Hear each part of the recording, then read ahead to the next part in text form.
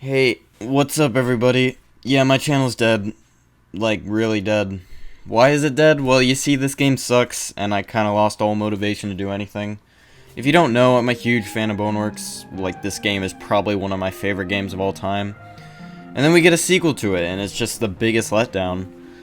So I've decided that I'm gonna make a video talking about why this game sucks, because I have a lot of thoughts about this game. Also, I've brought along Raptor and Shane Nothing to help me out with this. They're also huge fans of Boneworks who just absolutely despise this game.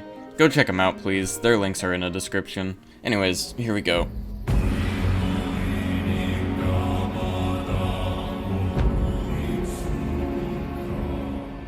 To start off, I'm going to talk about the campaign, since for me that is the most important part of the game. Okay, so apparently this game was split up to be 33% campaign, 33% sandbox, and 33% mods. Okay. Right, okay, so this is why Bonelab was so bad. Okay, got it. Yeah, a third of the game is dedicated to mods. That's not a joke. In my correct opinion, it should have been 99% campaign, 1% sandbox, and 0% mods. Thank you very much. Okay, so we know that only a third of this game's development went towards the campaign, but is it actually good? Yeah, no, it's not. Unfortunately, it's not. First of all, Bonelab's campaign is very short in comparison to Boneworks'. It takes a good 6 to 10 hours to get from new game to credits in Boneworks, upwards of 20 if you're being really thorough. But by comparison, Bonelab's campaign only lasts like 3 to 5 hours, which is half if not less than half of Boneworks' campaign. Now, is this a bad thing? Well, in Bonelab's case, I'd say it is, yeah. This game just feels short. It feels incomplete in a way that Boneworks didn't. Going into Ascent, I was fully expecting this to be the actual start of the campaign, not the second to last level. Simply put, there's just less game here, and comparing the runtime of each game's campaign shows that perfectly. If Bonelab being shorter was to correct for stale and dragged out moments in Boneworks, then that would be good, but it isn't. And levels being shorter isn't just to benefit performance. Bonelab introduces a new way to optimize lag, where entire areas will deload if they aren't visible or if you aren't in them. Because of this, there's literally no excuse for Bonelab not to have big levels like Boneworks did. So what about the actual level design? Well, like most things in Bonelab, level design just generally feels like a downgrade from Boneworks. There are multiple levels in Boneworks that just feel enormous. There's so many secrets, hidden areas, shortcuts, puzzles. There's lots of backtracking, multiple paths to choose from, revisiting an area from a different angle, or being able to see it from a different part of the map. All of these things combined do their job in making these levels feel alive. And sure, the level design isn't fantastic, but it's good enough for what it is. But in comparison, Bonelab's levels just feel so small and uninvolved compared to this. In addition to being short, the campaign is an extremely linear experience. There's never multiple paths to choose from, which discourages the player into finding their own way to go. The game is basically just following the same set path for the whole thing. Collectible spots are really uncreative at times. Some are just found on the floor, not even attempting to be hidden. There's not really any secret areas. But Goldpro, you're forgetting the keycard rooms. These weren't even in the initial release. They were just tacked on after the fact, and most of them aren't even that interesting. Most of them are literally just a single room with a clipboard or 3. One thing they added in Bonelab's campaign is having the inventory carry over between levels, and despite this system being a bit buggy sometimes, with items disappearing randomly and whatnot, I actually really enjoy this. It actually provides some incentive in storing weapons you really like so that you can keep using them throughout the whole campaign. Okay, now let's get into the actual levels themselves. Starting off with Descent, it's a quick and to-the-point introduction to the game.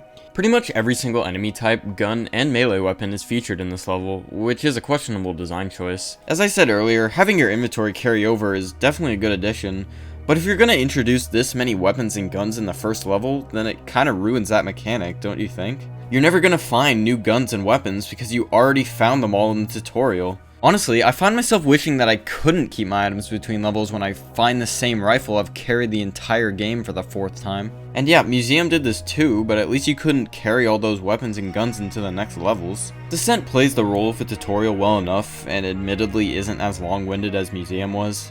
This level also looks really nice, showing off the nice bump in graphical fidelity. Most of the posters in this level are just straight up taken from Boneworks though, which I find to be a bit lame. And guess what? The few posters that aren't reused are literally AI generated. And don't try to make the argument that it makes sense lore-wise because MythOS is an AI generated world or some garbage. This is lazy. Okay, now let me tell you about something that genuinely bothers me about this level. There are 16 clipboards in this 10-minute long level. Mother of God, chill out. There's like 4 clipboards in this one room. Aside from that though, this level is overall one of the better ones, but don't worry, it quickly goes downhill from here. The next level is the Bonelab hub, which for some people might be the last level in the campaign because they never figured out how to progress from here. Even with the updates that made it a bit more obvious where to go, it's still a pretty impressive feat if you figure out where to go without running to the internet for help. This level also has that crane minigame, and while it's interesting as a concept, it's just really boring and also is very likely to get stuck or drop these orb thingies. They did increase the speed of this thing in a patch, but it's still a slog. Once you escape from the actual lab, you make your way to the Monogon offices. It's a cool throwback to one of the rooms in Boneworks, however they completely ruin it with this hook puzzle. It's yet another reference to Boneworks, but while this was an actually fun puzzle in this game, it's really bad in Bonelab. You have to use this weird control thingy to move the hook down to lift this plug. However, the hook doesn't just slide in, no. Since you don't have the dev manipulator this time around, you have to manually move this thing to slide in. But even though this thing is shrunken, it's still clearly meant to be moved with the dev manipulator. Moving this thing with your hands is actual cancer. And if it isn't lowered to the perfect height, then it's probably not going to work. It's honestly kind of impressive. This puzzle right here is one of the jankiest things I've ever seen in a video game. Like, how did they actually think this was a good idea? Anyways, moving on the long run, it's basically just a bunch of really janky puzzles with Omni projectors everywhere. It's clearly just a Runoff wannabe, but Runoff is a way better level in my opinion. None of these puzzles are actually any fun either, they're just annoying if anything. This one comes to mind especially. It certainly doesn't help that you have this playing in your ears as you struggle through this atrocity. In Boneworks, puzzles not only provided a break from the run and gun, but could be solved in a variety of ways, which allowed for critical thinking and creativity on the player's part. Sometimes, a unique solution is just to skip the puzzle altogether, which is an idea I've never seen before in a game. Being able to discover your own solution to something makes your adventure through Boneworks feel personal. In Bonelab, this is not the case at all. The game forces you to do the puzzles exactly how they were intended, leaving little room for creativity. This really sucks, seeing as this player freedom is one of the things that makes Boneworks stand out as one of the best VR games of all time. The next level is Mine Dive. Wow, look how cool our new vehicles are. No, but in all seriousness, I do like this ride. It's a bit long, but nothing over the top. It certainly doesn't provide for good replayability though. One thing I will say is that the targets that you can shoot throughout the ride are kind of inconsistent for some reason. You won't see them for like a good minute, and then all of a sudden they'll come back. The points you get for shooting them never amounts to anything anyway, so like, there isn't even really a point. Hey, look, more AI art. Next is Big Anomaly. It has a trippy kind of backrooms vibe to it, which is pretty cool. The sterile white hallways, the claustrophobic vents crawling with crablets, or the reveal of the voice behind the radios. This level has a great atmosphere, and although it's still on the shorter side of things, it's definitely one of the better levels. Good job, game.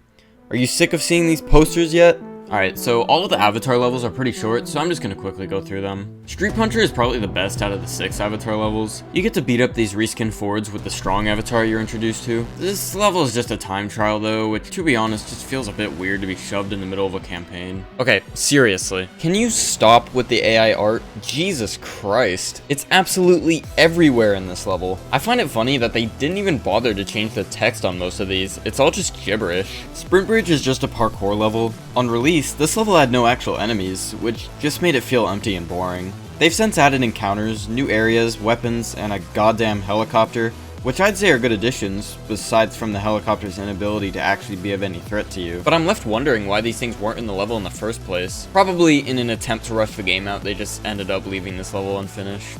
Magma Gate is literally just a defend the point game. It's 2 minutes long and it's just a killing simulator. It's also almost impossible to actually fail to defend the point, which just makes it less exciting. Moonbase is probably the worst out of the 6. It's literally just an empty level. You walk from here to here, that's the whole thing. I guess they thought that you being on the moon would be cool enough to cancel out just how empty this level is. And also, I don't mind the music, but having this loop in my ears as I'm getting increasingly frustrated on where I'm supposed to go is just... it's bad. There's also a utility gun here for some reason. This level's just a mess, honestly. This is another level that received some changes in a patch for obvious reasons. They literally just moved the easy to miss map to be right in your face, added a beacon above the exit of the level, and added jump pads which literally just take you to the end. Good job guys, you really outdid yourselves here. After that is Monogon Motorway, which is just... Oh my... Jesus Christ. Oh my... what the... Oh my...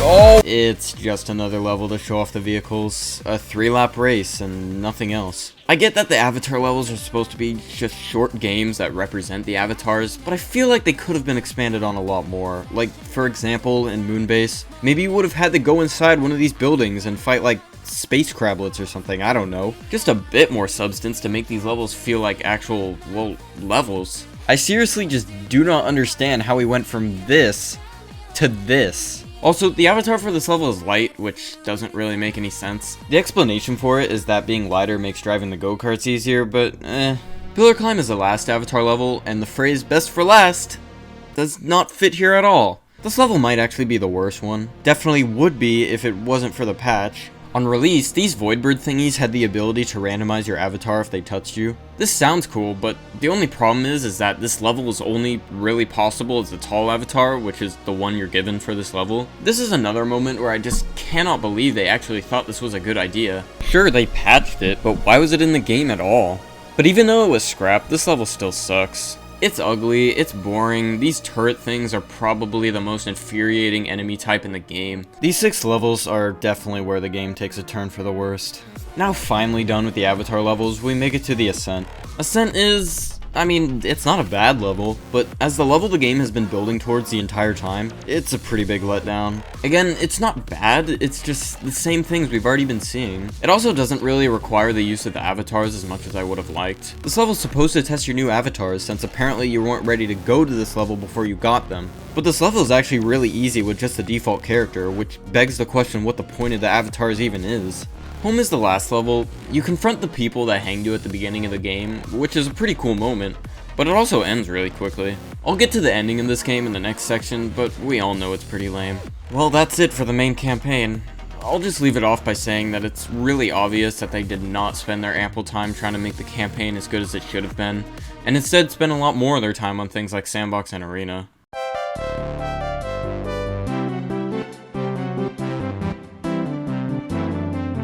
So, what is the story of Bonelab? Is what you were probably asking yourself for the entire time you were making it through this game. Now, listen, I understand that when it comes to storytelling, well, let's just say that Stress Level 0 isn't good at it.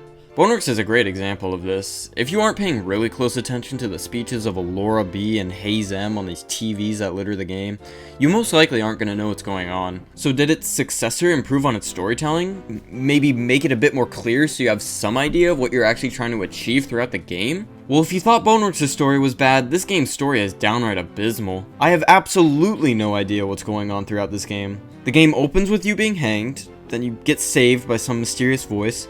The same voice continues to talk to you through radios until you eventually identify the voice as this guy. He tells you that you're a player and that he needs a creator, so he sends you through a bunch of levels to collect avatars. After that, you escape back up to your home, where you were hanged at the beginning of the game. Guy from earlier sticks his finger through the ceiling and picks you up. You get in his taxi, and the game ends. Yeah, this story sucks. You might argue that a level of mysteriousness when it comes to storytelling is a good thing, but it's a huge no from me. If your game isn't going to have any other redeeming qualities, I want to at least be immersed in the story. Maybe if I read all 15 clipboards in Descent, I might know what's going on. My goodness. These clipboards are the equivalent of lazy text boxes. Don't want to express your story through cool cutscenes and events? Cool visuals like graffiti or posters or whatever? Just write the whole thing down on clipboards and puke them all over the game instead. You didn't get the story? Well, that's your fault for not reading a book's worth of text walls. And yes, Boneworks did this too, but not nearly as much as Bonelab did. The clipboards in Boneworks were fine, since there were only a few of them throughout the entire campaign. Another thing about Bonelab's story is that you never really care about the person you're playing as. In Boneworks, you play as Arthur Ford, virtual security director for the Boneworks, on a quest to achieve immortality by entering the Voidway and betraying Monogon. In Bonelab, you play as... Peasant. No name given. Yeah, that's it. There's like no lore on this person, at least not in game. Maybe it's in the clipboards, I don't know. In conclusion, Boneworks' story sucks, and Bonelab does not improve on it at all. In fact, it does even worse.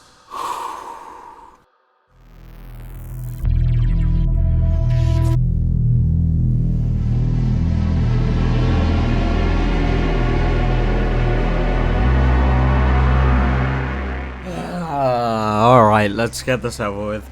Starting off with the player, we have 3 boring things to start off with. Body remapping, height adjustment, and increased strength. I'll cover increased strength a little bit later on, but none of these I really have a problem with on paper. Notice how I said on paper? Yeah, the reality is it's a There are so many bugs with this game that are still present even after the new update. Yes, I am talking about patch 3. Things like height adjustment getting your height incorrect with no way to fix it. Your legs getting stuck when you try to climb stuff. Vaulting sending you halfway across the map because you climbed too quickly. Or you used your virtual legs, which was how you climbed more effectively and faster in Boneworks. Forcing these changes when the systems don't even work half the time is not the way to go. I'm not even against the changes, it's just that not being able to reliably climb or even rely on your menuing is frustrating to say the least. That smoothening that they did with the gripping as well didn't actually smooth out the interaction with gripping. It just made it look smoother. Again, Boneworks had its issues with grip points as well, but Bonelab just exacerbates the problem rather than just solving it. Now, of course, I am simplifying it. It's easier said than done, right? But oh my god, you had 3 years to fix this. These issues are even worse when you consider that Tall is even more vulnerable to these issues. Vaulting is an absolute nightmare with that guy. Tall's legs also get stuck a lot more often as well. Probably because he's a lot taller than everyone else, who would have guessed? The biggest thing that annoys me about the new leg system, that makes your legs stick to walls and such when climbing, it's not just limited to ladders. It serves no actual function. It doesn't help you to climb at all. And since there's no way to control them, you're kind of just stuck with them. This is where the advantage of Boneworks' static legs come into play, since they never get in the way. But they don't look very good. I'd argue function over visuals any day. Alright, enough ranting. Onto the combat.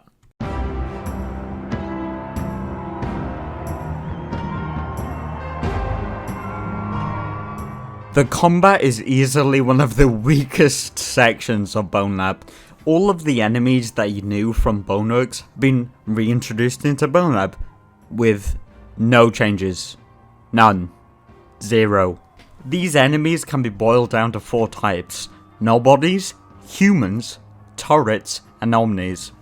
With a few exceptions. These exceptions being the turrets that can move and the cultists, which are pretty much exactly the same, just a different visual projection. Any other variants like the nobodies that can throw at you doesn't warrant a unique type of their own. I guess there's the green nobody that thinks he's the Hulk when it comes to his health and speed, but that's about it. And no, the metal skeleton does not count. It is literally a bullet sponge nobody. That's it. Moving on to something more exciting. Avatar swapping. That's new, right? That's useful. No. Shane will cover avatars in more detail later on, but my god, there is no other reason to use a different character other than Heavy. Now I get it, it's a sandbox, it's meant to be fun, you're meant to be creative, but it's so difficult to be creative when there's nothing in the levels in the first fucking place.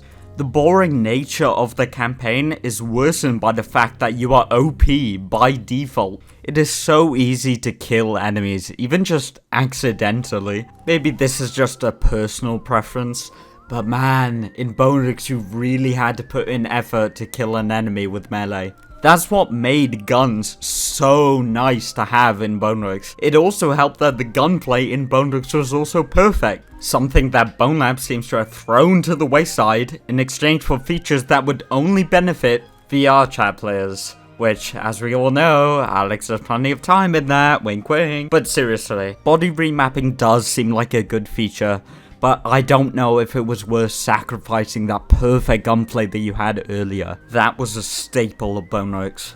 It's funny too because Bonelab has quite the habit of assuming you do know how to play from Boneworks, yet doesn't increase the difficulty despite that assumption. An unusual decision, but not surprising when you realize they were opening this game to a whole new platform.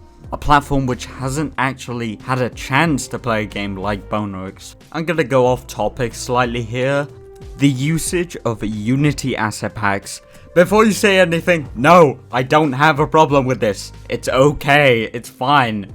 Especially for a smaller studio that doesn't have the time or the resources to make unique models for everything. However, what I am not a fan of is releasing new guns that were in your Unity asset packs for years. Why is it the same Jimmy from like 5 years ago? Jesus Christ, man. It definitely explains how they were able to make Boneworks as long as it was, but why couldn't they have just done the same thing now? Even with the increase in density, the levels are a lot more compact. I really feel like the campaign could have been a lot better, a lot longer, with a lot more areas to explore. Even if it was all just tight corridors and small rooms to support the Quest 2, that would have been fine. Ascent was actually a decent level, despite the limitations that they clearly had to deal with. Anyway, back to weapons. Shotguns.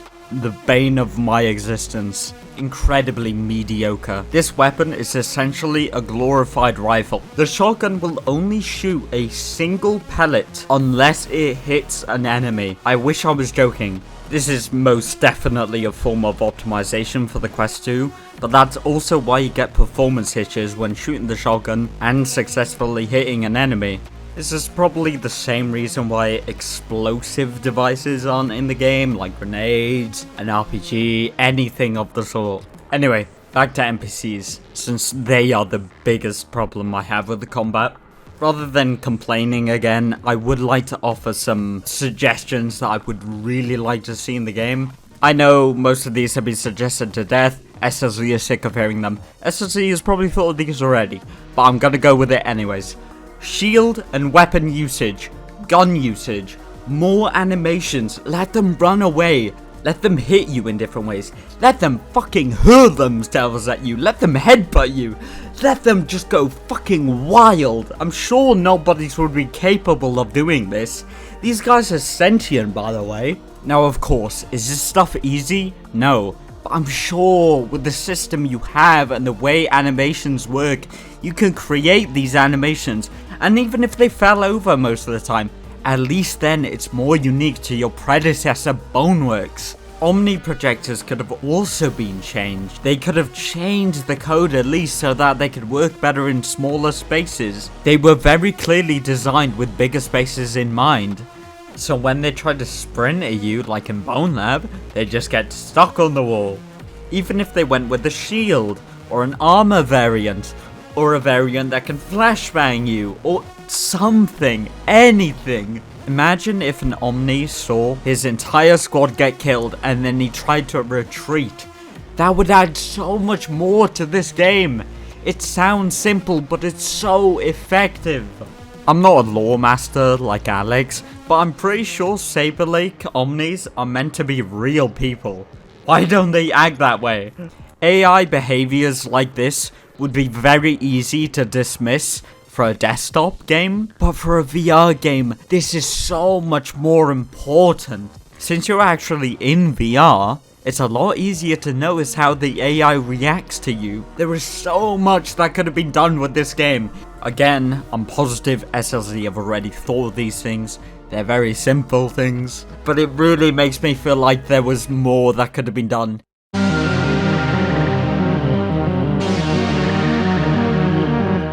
This is probably the most controversial part of the video. It's really difficult to draw a conclusion. It's just a case of some of it is good and some of it just isn't good. As I mentioned before, the player has increased strength, probably from the physical spine and arms this time around, who knows. But in Boneworks, these were merely visual and did not attribute to your strength. Reason being, the physical torso would impact your ability to aim down sights. This is actually still a problem in Bonelab. This has been alleviated with patches, but this is probably going to be a problem for a long time. This increase in strength makes melee a tough one. Punching feels much better. This is most probably a result of the increase in strength, especially since one-handed weapons, even though they behave the same as Boneworks, are much stronger. It is incredibly easy to just tap someone over the head. Two-handed weapons, however, I feel missed the mark completely. They are very inconsistent. You can do the exact same overarm strike, which will either result in the enemy brushing it off like nothing happened, or getting one shot. It's incredibly inconsistent, which, in my opinion, that makes it worse than Boneworks. Forgot to mention the go-kart earlier, but my god, they got that vehicle so right. The only problem I have with it is the wheel radius is incredibly small, but they have acknowledged this as an issue, so good job SLZ. The vehicle is really nice to use. Alright, enough physics. Nobody likes physics. Onto the music with Shane. You're listening to hits written by a man who went insane! 98.6 WCCK. Michael Wikoff, like Boneworks, does a fantastic job with the soundtrack. And Bonelab has a larger variety of set pieces, so the music, mainly the ambience, can branch out and try some new things. As for the ambience and almost everything else, it's pretty solid. All the songs complement the levels they're in. Alright, that was a lie.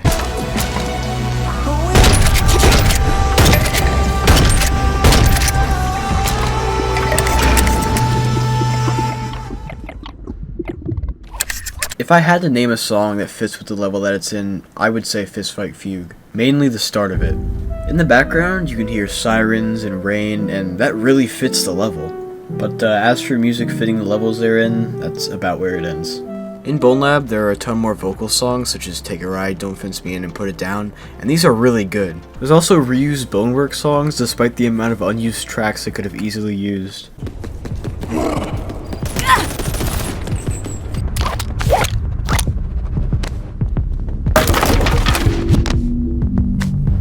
This might just be a reference to Boneworks, but it comes off as either shitty nostalgia bait or just plain laziness. Boneworks had these moments that Bonelab struggles to replicate. This is probably because of the way Bonelab uses the music. There really isn't much else to say.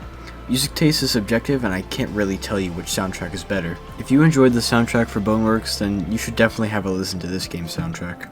Just not while playing the game. When I was making this section of the video, I had to listen to the soundtrack a decent amount of times, and it made me realize how good the Bonelab songs are by themselves. All in all, it seems as though Michael is the only one who actually put any effort into this game.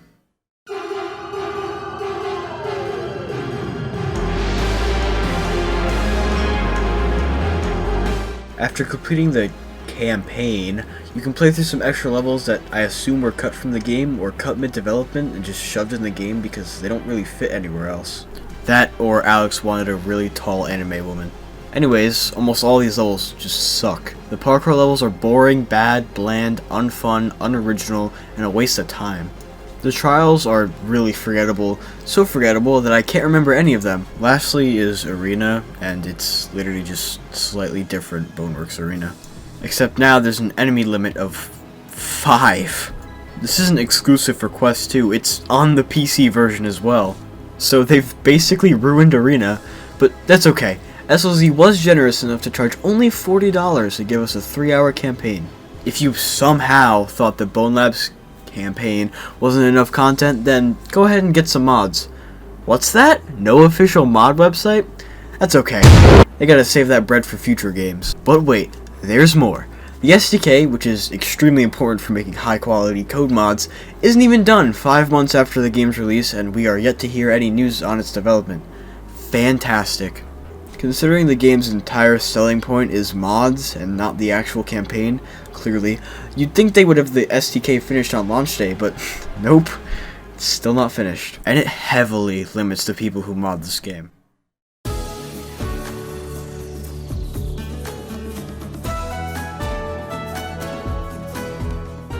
In Bonelab, there are 6 avatars, all of which have unique gimmicks to them. First is Strong, and from his name alone, I bet you can guess his gimmick is that he's strong. Next up is Fast. She's fast.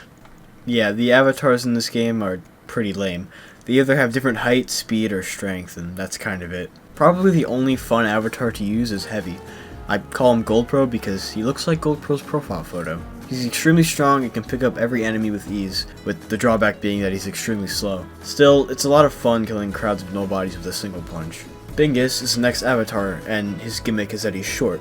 He's also introduced in the moon level for some reason. Yeah, sure, why not? Then there's Light.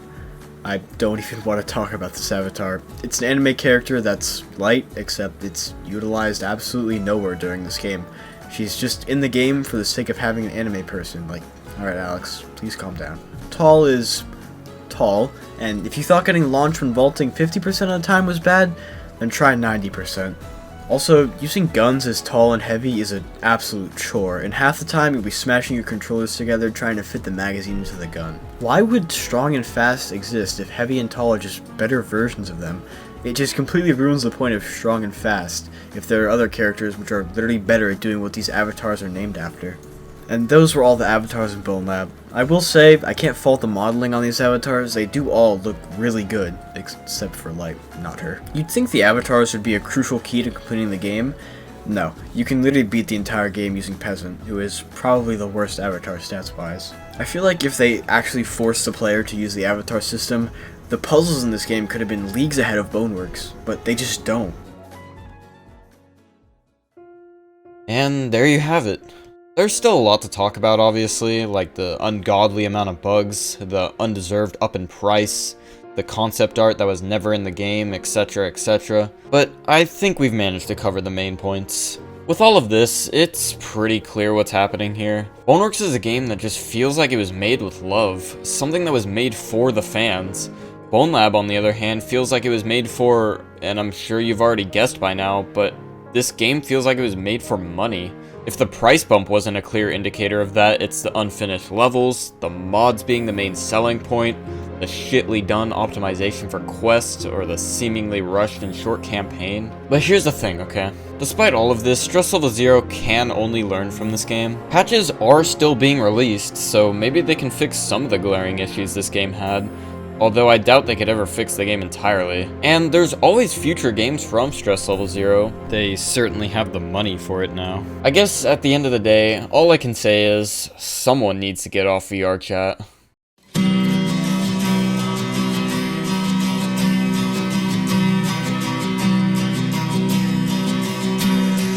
Feels like the morning she gave me a kiss. Who would have thought that it ended like this? Just like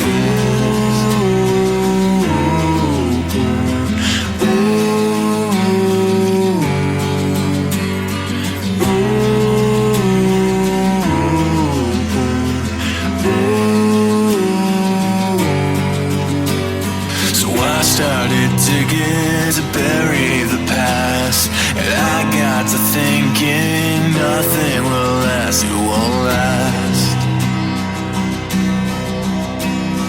I know they're coming to take me away, so I started running to see a new day. What is my reason and when is my time? Now is the season to leave it behind, all behind. All behind.